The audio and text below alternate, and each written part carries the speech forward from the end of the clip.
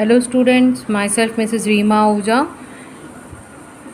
your English teacher. Today we are going to continue the same chapter which you have been given yesterday. This chapter 8, what was giving up or losing. We are continuing this same chapter. In this chapter till now we have learnt about Nicole, who's a girl who wanted to take part in basketball match. She wanted to be a professional player, and her coach was encouraging her, but still, due to her short height, she failed to win. But a janitor of the area, Mark, came to her and encouraged her to be a professional player. He told her about John Toe. He told her about point guard Monty Toe, who was also a short-heighted person, but still he became a coach and won national championship also. So we have done your chapter. I have explained this chapter till here. What Mark suggested Nicole to concentrate on her skill is more important, because height is not that much of important. It's important, but still skill is more important than her height. Now मतलब football match को खेलने के लिए height तो important होती ही है, but skill ज़्यादा important है. They started to play. अब वो खेलना शुरू करते हैं. The next few hours passed in a blur. You are short and fast, make it your strength. तुम शॉर्ट हो. मार्क उससे समझा रहा है निकोल को कि तुम्हारी हाइट कम है और पर तुम फास्ट हो, यही तुम्हारी ताकत बन सकती है. You can rebound the ball. Now be quick, dribble and shoot. Focus, dribble and shoot. Mark's shout of encouragement reverberate around the empty court. Mark की जो आवाज़ थी encourage करने की, वो बार बार उसी empty court में, खाली कोर्ट था, just because कि सिर्फ निकोल और मार्क ही वहाँ पर खेल रहे थे, तो उसमें गूंज रही थी पूरी आवाज़. After hours of practice, Nicole finally sat on the bench and panting. बहुत देर खेलने के बाद निकोल थक गई थी और बेंच पर जाकर बैठ गई. रिमेंबर निकोल, सेड मार्क ने कहा, याद रखो, you have to play inside, keep struggling for rebound. तुमको अंदर ही अंदर खेलना है और स्ट्रगल करना है बॉल को फेंकने के लिए. They might be big, but you have the skill and you are faster than them. वो भले ही बड़े हो सकते हैं, पर तुम्हारे पास स्किल है और तुम उनसे कहीं ज़्यादा फास्ट कर सकती हो. Nicole smiled and left for home. Nicole मुस्कुराई और घर के लिए चली गई.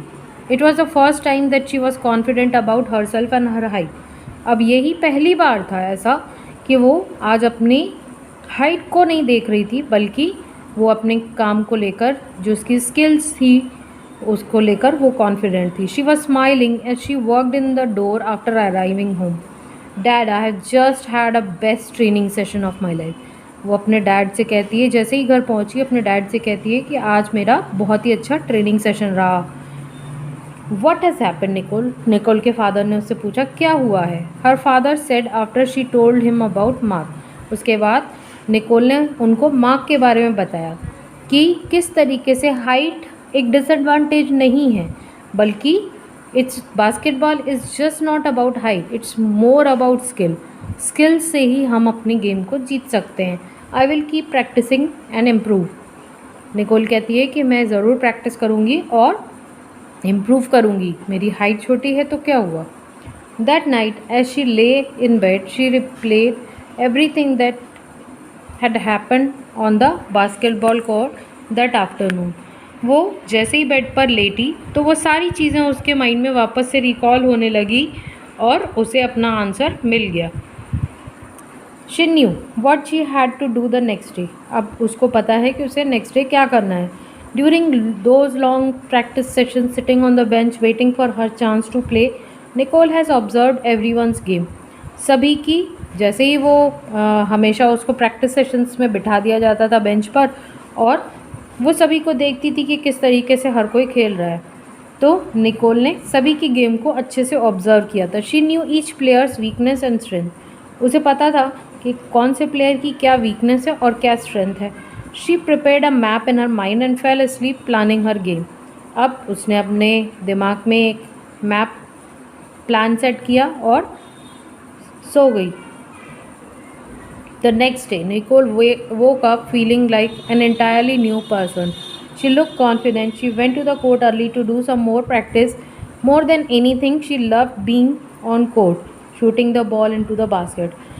वो जल्दी उठी, और आज जो निकोल उठी थी, शी वॉज मोर कॉन्फिडेंट। वो चाहती थी कि वो कोर्ट जल्दी पहुँचे ताकि वो ज़्यादा प्रैक्टिस कर सके, और सबसे ज़्यादा उसको कोर्ट में रहना पसंद था क्योंकि फुटबॉल कोर्ट ही उसके मेन मोटिवेशन का कारण था। वो उसे बहुत पसंद था क्योंकि at last the other players arrived as usual ignore Nicole. This time Nicole was unaffected by their indifference. सभी आने लगे, सारे प्लेयर्स आने लगे, बट निकोल को सभी इग्नोर कर रहे थे। बट एक निकोल को इससे कोई फ़र्क नहीं पड़ रहा था क्योंकि उसका माइंड जो था, she was focused on playing well, और वो सब चीज़ें, दूसरी चीज़ों के बारे में वो नहीं सोचना चाहती थी। शी कंटिन्यूड प्रैक्टिसिंग शॉट्स, और वो कंटिन्यू कर रही थी अपने शॉट्स को लेकर, प्रैक्टिस करने को लेकर। Everyone else stood in the corner waiting for the coach और short while later coach Jeffrey arrived. और कुछ ही देर में कोच जेफरी जो थे वो आ गए। Remember girls, he said, this is final selection match, you have to be at your best. Nicole, sit on the bench, I will call you in between the matches. उन्होंने Nicole से बैठ जाने को कहा और बीच में बुलाया जाएगा, ऐसा उसे इंस्ट्रक्शन दिया गया। The match started while Nicole sat on the bench waiting for the coach to call her name. She observed everyone's game. She had been waiting for ages, and there come a moment when she thought that she might not even get chance to show her skills at all. Then at last coach Jeffrey called her name. She ran enthusiastically towards the court.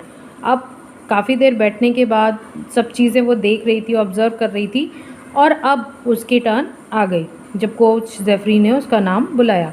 Eight first she has to struggle to get position, however once she got the ball, Mark's word came back to her, she started dribbling, she played inside, she was like a spark plug who came off the bench and got everyone involved.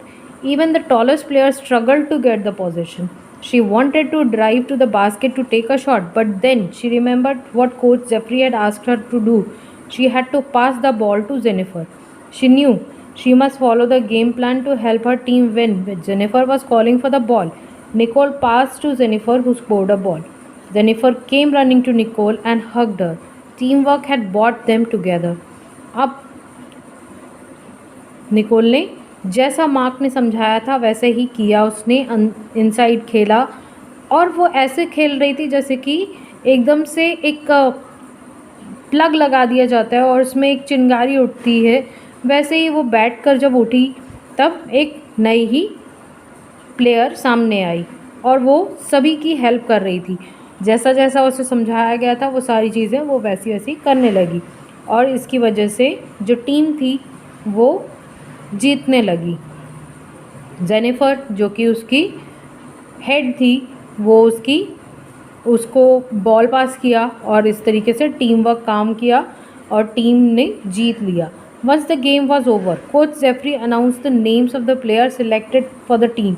Nicol name was among those called out, और Nicole का नाम भी selection team में आ गया। Nicole is selected not just because she is good at the game, but also she values team work. उसका नाम सिर्फ इसलिए नहीं था क्योंकि वो एक अच्छी प्लेयर थी, बल्कि उसे टीम वर्क में खेलना पसंद था और उसने टीम वर्क को भी इम्पॉर्टेंस दी, इसलिए उसका नाम टीम में था नेशनल चैम्पियनशिप के लिए। She could have taken the shot herself, but she followed the game plan. That is the quality of team player. Everybody applauded enthusiastically. Nicole was thrilled. She wanted to thank Mark. He had given her the strength to fight back. when she had almost given up. वो mark को thank करनी चाहती थी because कि उसी ने ही तो उसे इंकरेजमेंट दी. That means he encourage Mark encourage her to fight back. Otherwise उसने तो गिव अप कर ही दिया था. She went to find Mark but stop as she saw him talking to coach Jeffrey. She watch as they shook hands and exchanged smiles. Then the coach left. Nicole walked up to Mark. I didn't know that you and Coach Jeffrey were friends, she said. What were you talking about? Mark smiled. Nothing, he said. Just teamwork. अब वो देख लिया उसने Nicol ने कि coach Jeffrey और mark जो हैं एक दूसरे से हाथ मिला रहे थे और निकोल को लगा कि पता नहीं शायद ये दोनों फ्रेंड्स हैं. तो वो मार्क के पास आई और उनसे पूछा कि आप क्या बात कर रहे थे, क्या दोनों आप एक दूसरे को पहचानते हो और आप लोग फ्रेंड्स हो. तो मार्क ने कुछ नहीं बताया, बस कहा कि जस्ट एक टीम वर्क था ये. This was your chapter. Question answers will be given to you soon. Thank you.